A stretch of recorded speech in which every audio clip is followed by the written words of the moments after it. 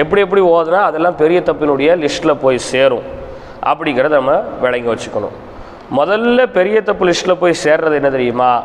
ஒரு எழுத்தின் இடத்துல மற்றொரு எழுத்தை வச்சு ஓதுறது. ஒரு எழுத்து இருக்குது, அந்த